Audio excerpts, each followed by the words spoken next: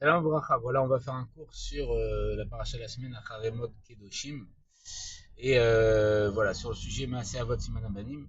Donc, pour comprendre, dans Acharemot, c'est après la mort des fils d'Aaron, et les fils dans le Tanya, ça représente l'amour.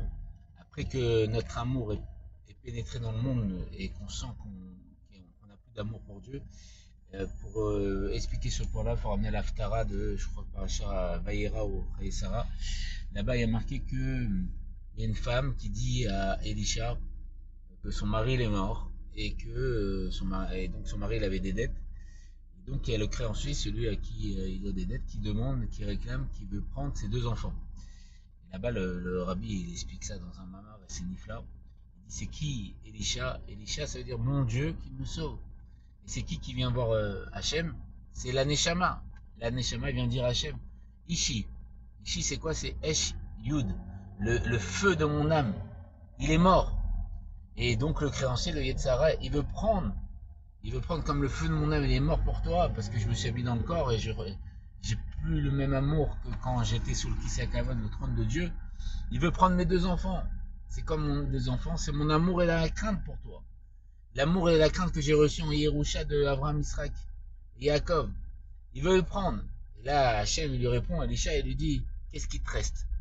Et il me reste que des réceptacles vides. C'est-à-dire quoi? Je fais les mitzvot, mais j'ai pas, il y a des commandements que je fais, mais j'ai pas de ergeshim, j'ai pas de ressenti de tes commandements. Il dit, va, prends tous les réceptacles et remplis-le avec l'huile. Et l'huile, c'est quoi? Ça représente le Messirut Nefesh. Continue à faire Messirut Nefesh, et tu vas faire en sorte de me dévoiler sur terre. Et donc ça, c'est la dimension d'Acharemot, l'âme qui vient dire que le créancier Yetzara veut prendre l'amour et la crainte qu'elle a reçu en Yerusha, en héritage par Abraham et Yaakov. Et la réponse de Dieu soit Kedoshim. Kedoshim tiye. Soyez saints, parce que je suis saint. Et le Kadosh, c'est, comme on dit dans la Tfila, Kadosh, Kadosh, Kadosh Hashem, c'est votre Dieu, il est saint, il est séparé. Et voilà. Et soyez saints parce que je suis saint, soit mouvdal, soit séparé du monde, soit dans le monde et au-dessus du monde. Ça reçoit une markava pour moi. Si tu ressens pas les ergeshim, et là-bas c'est expliqué, c'est que tu es au-dessus des, et si tu ressens pas les ressentiments, c'est que tu es au-dessus des ressentiments. C'est que tu atteint ce niveau de kadosh. Et comme on a une mise de ressembler à Dieu, lui il est kadosh, il est mouvdal, tu es au-dessus des ergeshim.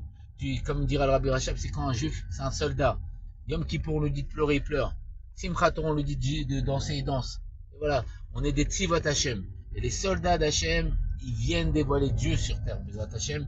Et c'est justement le Shem Sevakot qui fait en sorte de faire la Ishtal Shilou, de faire descendre, de drainer, de dévoiler Dieu sur terre. Et donc, parce qu'on est prêt à faire Misirot Nefesh pour dévoiler Dieu, et parce qu'on touche à ce moment-là le niveau de la Emouna. Parce que comme on sait, dans le Zohar, il y a marqué qu'il y a trois têtes.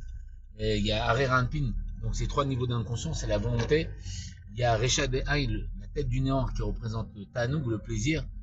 Et il y a Redla. Redla, c'est Reshad Elotiada, la tête qui se connaît pas. Qu'est-ce que c'est en vérité? C'est que la Emouna, c'est le shoresh du plaisir, c'est la source du plaisir, c'est un plaisir tellement élevé qu'il n'est pas mourgage, qu'il n'est pas ressenti. Parce que tous les plaisirs du monde, ils sont ressentis parce que voilà, on a faim, on mange, on a un plaisir.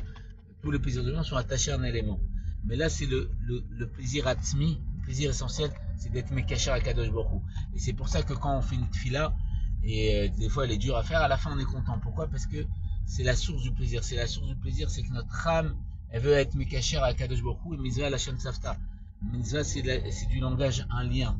Et donc, on veut être attaché à Dieu.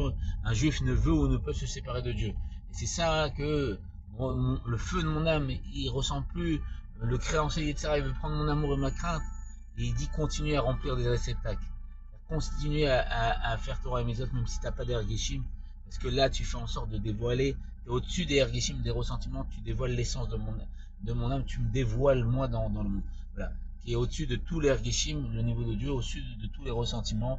Voilà, que ce soit Miyan Mama Shamen Vamen, Kenyechi Ratsan, bonjour, très bien, avec la grâce de Dieu.